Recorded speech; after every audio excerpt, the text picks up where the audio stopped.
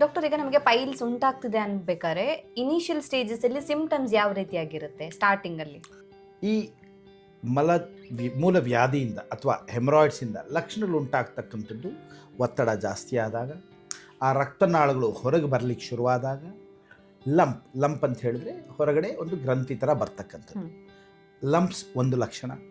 ಎರಡನೇದು, ಆ ಒಂದು ರಕ್ತನಾಳಗಳಿಂದ ರಕ್ತಸ್ರಾವವಾಗ್ತಕ್ಕಂಥದ್ದು.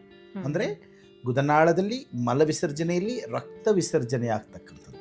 ಸೊ ಲಂಪ್ಸ್ ಅಂದರೆ ಒಂದು ಗ್ರಂಥಿ, ಒಂದು ಅಂದ್ರೆ ಉಬ್ಬಿರೋ ರೀತಿ ಉಬ್ಬಿರತಕ್ಕಂಥ ಚರ್ಮದಲ್ಲಿ ಉಬ್ಬು ಬಂದಾಗ ಅದನ್ನು ನಾವು ಲಂಪ್ಸ್ ಅಂತ ಹೇಳ್ತೇವೆ.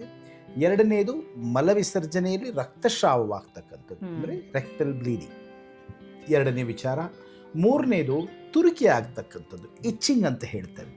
ಸೊ ಅದು ಹೊರಗಿದ್ದಾಗ ದ್ವಾರ ಸರಿಯಾಗಿ ಬಂದೋಬಸ್ತಾಗಿ ಗಟ್ಟಿಯಾಗಿ ಇರ್ಲಿಕ್ಕೆ ಸಾಧ್ಯ ಇಲ್ಲ. ಹಾಗಿದ್ದ ಪಕ್ಷದಲ್ಲಿ ಅದರಿಂದ ಬರ್ತಕ್ಕಂಥ ಗೊಣ್ಣೆಯ ವಿಚಾರದ ಸಲುವಾಗಿ ಅಲ್ಲಿ ಇಚ್ಚಿಂಗ್ ಅಂದರೆ ತುರಿಕೆ ಆಗ್ತದೆ.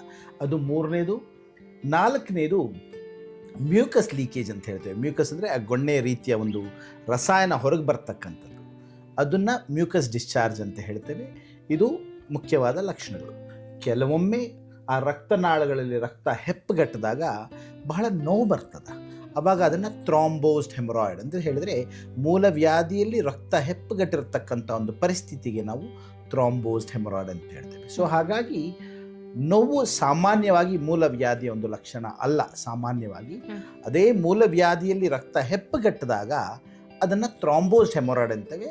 ಅದು ನೋವಿನಿಂದ ಕೂಡಿರ್ತದೆ. ಹಾಗಾಗಿ ಒಂದು ಚರ್ಮದ ಒಂದು ಗಂತಿ, ಮಲವಿಸರ್ಜನೆಯಲ್ಲಿ ರಕ್ತಸ್ರಾವ, ತುರಿಕೆ ಮತ್ತು ಗೊಣ್ಣೆಯ ಒಂದು ಸೋರುವಿಕೆ ಹಾಗೂ ನೋವು, ಇವೆಲ್ಲ ಈ ಒಂದು ಮೂಲವ್ಯಾಧಿಯ ಅಥವಾ ಪೈಲ್ಸ್ನ ಅಥವಾ ಹೆಮರಾಯ್ಡ್ಸ್ನ ಸಾಮಾನ್ಯ ಲಕ್ಷಣಗಳು.